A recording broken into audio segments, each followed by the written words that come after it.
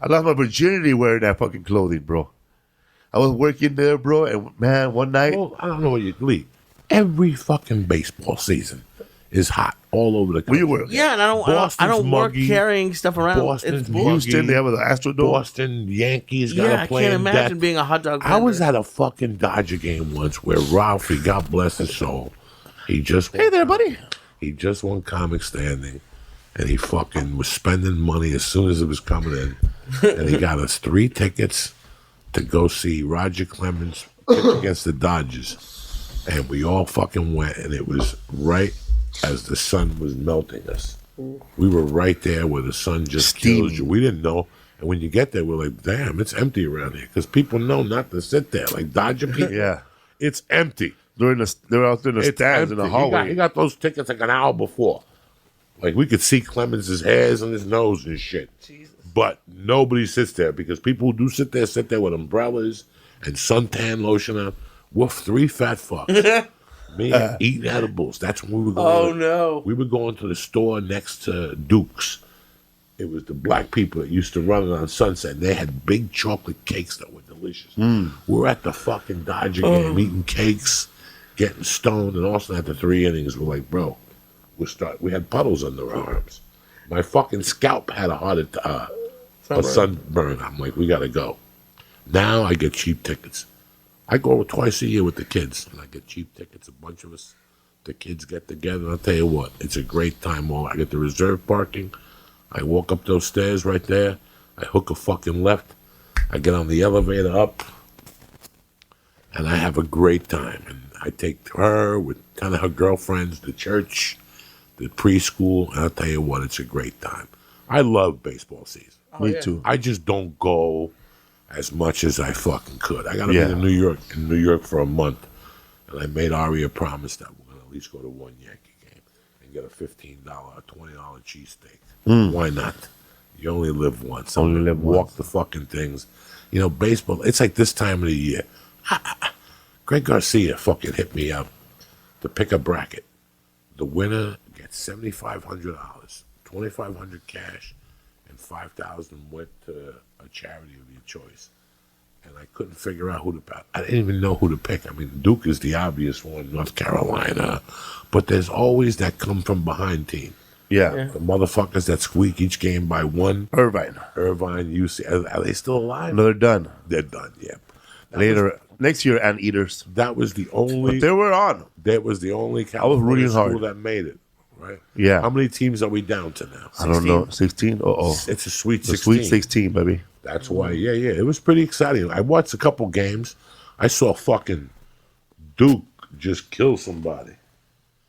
I saw fucking Duke just bury somebody. I think I saw Duke on their first game when they buried somebody. But I saw somebody else bury Seton Hall that were white kids. And me and my wife looked at the school where it was. It was an all-Christian school. Bro, Hallelujah. These motherfuckers were playing old school white basketball. BYU, maybe? No. This is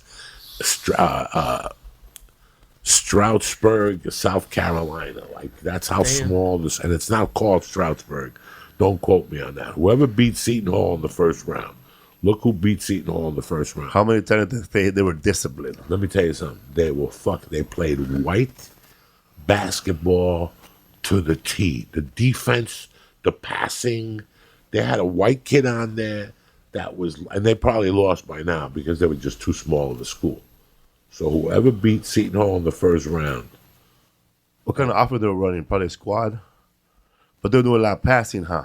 Playing like a Midwestern team. Slowing things down. Seton Hall, they had a kid that was putting up jump shots without even fucking looking at the goddamn thing. My buddy, I want to thank Greg Herenda over at Fairleigh Dickinson University. He got to the first round. Listen, like I talked to Billy Herenda today, and I told him, your brother's got nothing to be ashamed of. Just getting to the NCAAs is something. Greg and I go back to the 8th grade, summer of 78, going to 5-star basketball fucking camp.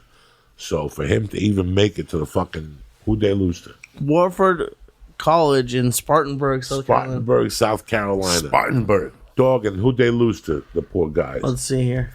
See if they lost already, because they're great. but they're gonna get beat up by a bigger, more physical team down the fucking line. But this, for me, when I watch this, yeah, they lost to University of Kansas, I think. yeah, that's it. They played somebody like that. Oh no, Kentucky. Yeah, that's fucking. Unless this was last year, I'm gonna fucking freak out. Is that the Cardinals logo? So, like I was saying to you before, when I watched the movie Rocky, I think a lot about you in the comedy world. You're like a true fucking Rocky of comedy. Very good. Like they had so many other Spanish comics doing that thing. I was out there sweeping. And it's not that you were out there sleeping. Sweeping. You were out there doing what you're supposed to be doing. And that's creeping while you're sleeping.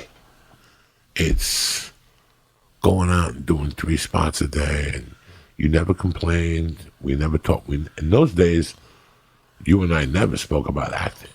It was all, if you remember our original conversations, it was always about where we were going to do a spot that night.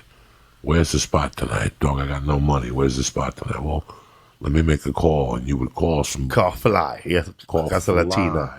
Edwin San Juan. Yeah, that. You know, it's just... I don't see that anymore. I mean, I'm not in that circle anymore. They're probably... they don't want to call me because, you know, what the fuck am I going to call him for? He's going to say no. $40. Yeah, $40. To do Liam's. But who books Liam's? I don't know. You know, the kid finally lost the room. Out there? They don't have it no more. In Ontario? Yeah.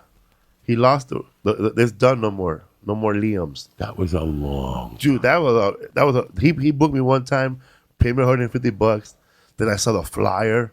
It was next week, Jamie Walker. What the fuck? What about the club we would do up north? The crazy kid that had the coked up girlfriend, and they would do coke? Stockton, right? No. There was a room you and me used to do an hour out. He used to call Josh Wolf. He was friends with Josh Wolf. He paid you $130 to headline on a Friday. But he had a girlfriend who was hot, and she was a cokehead. And he would bring you up, and he'd start doing coke. By the time you got off stage, him and her were coked up to the gills. They had a little bar, and he always paid a weird amount. I can only give you $115. I can only give you $111. You know what I'm saying? I can only give you $118 tonight. I got coverages. And you took the gig. It was an hour away. You said the Comedy Store at 11:30. But I've never remembered. And I know. San Bernardino or something? Or, no, right up the corner, Ventura.